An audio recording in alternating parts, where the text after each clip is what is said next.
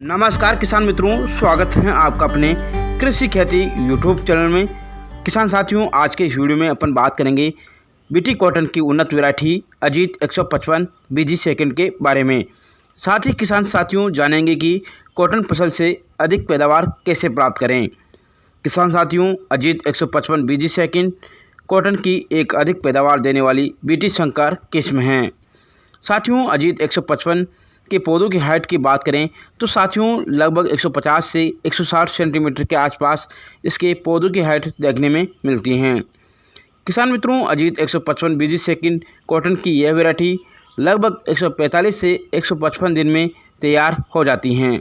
साथियों, अगर मैं इसकी टिंडों के वज़न की बात करूं तो साथियों अजीत 155 की टिंडों का वज़न लगभग 5 से 5.5 ग्राम के आसपास इसके एक टिंडे का वज़न देखने में मिलता है। किसान मित्रों, अजीत 155 में अगर रेशों की लंबाई की बात करें तो 28 से 29 मिलीमीटर इसके रेशे की लंबाई देखने में मिलती हैं। किसान मित्रों, अजीत 155 में अगर हम रोई प्रमाण प्रतिशतता की बात करें तो साथियों 37.5 से 38.5 क्विंटल प्रति हेक्टेयर के आसपास इसकी रोई प्रमाण पाई जाती हैं। किसान मित्रों, अजीत 155 बीजी सेकंड इस वैरायटी की अगर हम बुआई करें तो लाइन से लाइन की दूरी 60 से 75 सेंटीमीटर के, वहीं पौधे से पौधे की दूरी 45 से 60 सेंटीमीटर रखनी चाहिए।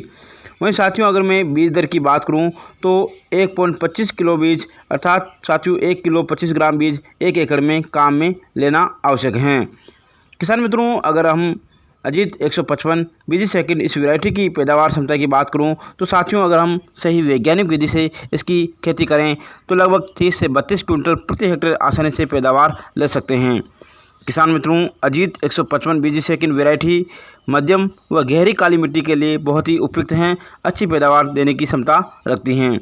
इसके अलावा साथियों अजीत 155 बीजी सेकंड कॉटन की यह वैरायटी अमेरिकन सुंडी, गुलाबी सुंडी, तंबाकू की सुंडी, चित्तीदार सुंडी के प्रति अवरोधी गुण प्रकट करती हैं।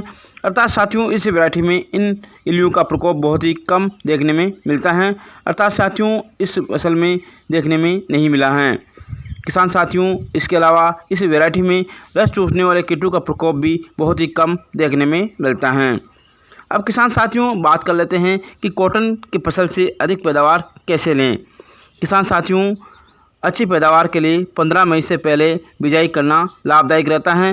साथियों इसके लिए जितनी अपन देरी करते हैं तो पैदावार में उतनी ही कमी आती चली जाती है। किसान मित्रों, कपास की फसल से अच्छी पैदावार लेने के लिए खेत की तैयारी बहुत ही महत्वपूर्ण रहती है। साथियों इसके लिए आप एक जुताई मिट्टी पलटने वाले हल से गहरी जुताई करें, उसके बाद 2 या 3 जुताइयाँ देसी हल या कल्टीवेटर से कर मिट्टी को अच्छी तरह से भुरभुरा बना लेवे। इसके अलावा साथियों कपास की फसल से अच्छी पैदावार लेने के लिए संतुलित मात्रा में खाद और उर्वरक का प्रयोग करना भी बहुत ही ज़रूरी है। साथियों कपास की फसल में पोटाश की बहुत ज़रूरी आवश्यकता होती है, किसान इस ओर ध्यान नहीं देते हैं। किसान मित्रों, इसके लिए आप 45 किलोग्राम यूरिया, 25 किलोग्राम पोटाश, इसके अलावा 50 किलोग्राम DAP और 10 किलोग्राम जिंक सल्फेट प्रति एकड़ प्रयोग करें। किसान मित्रों, खेत में पौधों की संख्या लगभग 1 एकड़ में 5400 से 5500 पौधों की संख्या होनी ज़रूरी है। इसके अलावा साथियों कपास की फसल में अच्छी पैदावार लेने के लिए पहला पानी जितना हो सके देरी से दें, इससे पौधों की जड़ें अधिक गहराई तक जाएगी। उसकी जड़ जितनी गहरी होगी पौधा उतना ही अच्छा वृद्धि करेगा, विकास करेगा। पानी देने के समय की पहचान करने के लिए साथियों सुबह खेत में जाएं और देखें कि पौधे अगर मुरझा रहे हैं तो आपको पानी देना चाहिए।